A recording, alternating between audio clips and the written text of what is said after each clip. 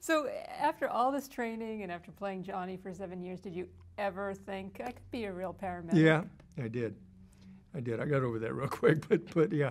No, actually, at the end of the year, this was not to be a paramedic, but at the end of the year, Chief Houts was the chief at that time. And it was done, the show was over, we're about ready to do this big wrap party, and we're all kind of sitting around having cocktails in Bob Senator's office, and we're about to go down to the stage to this big, huge, the end of the 7-year wrap party and everything, and Chief Houts comes up to me, and I thought, oh, God, he's going to get on to me about my hair. And because by that time he was constantly saying, Gage, get a haircut. I'm not Gage, I'm Randy Mantooth. You're really screwing this up. Anyways, he comes up to me and he goes, you want to be a firefighter? And I went, what? I mean, that was the last thing I expected him to say. He goes, you've already trained once. And he said, if you want to do this, he said, I can grease the skids for you. He said, you will have to train again. And he said, and if you want to be a paramedic, and I went, whoa, stop. I said, are you serious? And he said, yeah. And I went, I totally don't know what to say here. And I actually went home and I actually thought about it. And I thought, because it was one of the greatest compliments in the world. And I thought to myself, the money I make as a firefighter and the money I make as an actor. And I went, ah. And then I came back to him and I said, I think I can be of more help to you as an actor than I would ever be as a firefighter. Probably one of the most noble professions, that anybody could possibly have, especially if you're a firefighter paramedic. To me, that's God. When I was shooting the show, I was living out in Topanga Canyon. I was renting a place out in Topanga Canyon, California. And it was in the winter. It was in December. It was December of '75.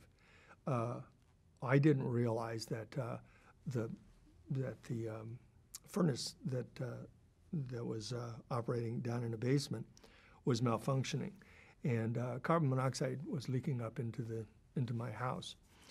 And so I would get up.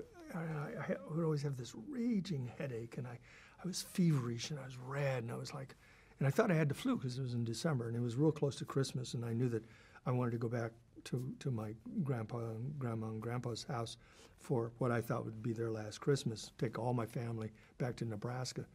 And I didn't want to miss that. It was very important. And I thought, oh, man, I'm getting a flu. And I'd call into work, and I'd say, guys, I don't think I can make it. And they said, hey, unless you're dead, you're coming in. We'll put a cot up next to the camera. We'll lift you up. You can say your lines. We'll lay you back down. But you're not going to, no. And so thank God they made me come into work because, with carbon monoxide poisoning, the more air you get, the more it starts to flush from your system. So as a firefighter, especially an actor portraying a firefighter, you're always doing something physical. You're rappelling down, you're running, you're working yourself out, and you're flushing yourself. So by the end of the day, I was feeling pretty good. And I thought, well, maybe I don't have the flu. I'd go home, and then it'd start the whole cycle again.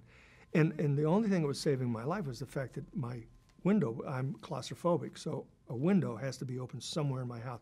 Well, that window happened to be right above my bed. So it was just keeping me alive. And then one night, I came home on a Friday night, and I turned on the thing. I was feeling pretty good. And within about an hour, I was feeling like crap again. And I said, you know something? I'm never going to get better as long as that window's open. Thump. And that's about the last thing I remember. And I remember, my pet was scratching at me because he was dying too. And I kept throwing him off. Crawled to the phone. Of all things, carbon monoxide can make you so stupid. I called my landlord. I didn't call 911. I called my landlord. And he said he heard this. So we were always goofing around with one another. And I said, hey, Mike, I said, I think I'm dying. And I knew I was dying. I just couldn't figure out why I was dying. Why am I dying? But I knew I was dying because I could feel myself just slip. And he at first said, hey, we're all dying, And he said, then you didn't say anything. And he said, so I called 911. Well, the sheriff came. sheriff, since I was an actor, I lived in Topanga Canyon, I'm on drugs. So I overdosed. So he just wanted to get me off the floor, get me in an ambulance, and get me out of there. Well, the two firefighter paramedics who showed up knew who I was, of course, because I was still shooting the show. And they weren't so sure. And so there was this huge argument. I don't know. They just told me about this because I was sort of napping on the floor at the time. And they were arguing about whose scene it was. And the sheriff said, it was my scene. I was first on scene. And they said, unless you're a doctor, this isn't your scene. This is our scene. So they were arguing back and forth about that. And finally they figured out, hey, this is carbon monoxide. They couldn't smell it, because by the time everybody got in there, windows open, doors open, everything's sort of flushed out. So they put me on oxygen on the floor. It was the most important thing that they did, rather than just get me out. Kept me on oxygen all the way into the ambulance, all the way to the hospital. The doctor said, Dr. Michael Ludsky, who I still have as my doctor, was the attending emergency doctor, and said, you had a count of 22, 18, and 19 is death. So how I survived that, I have no idea. I don't know why that happened. It's just that I never forgot that. I never forgot why it is other people die and I didn't. And then in 1985, my sister, while driving with her 6-year-old son, was driving in a driving rainstorm in Houston, Texas, and she got T-boned. And her injuries were such that she had to be medevaced out. And when my sister was on that, when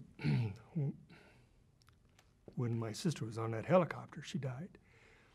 And a firefighter paramedic and a flight nurse brought her back and worked on her hard until they got her to the hospital.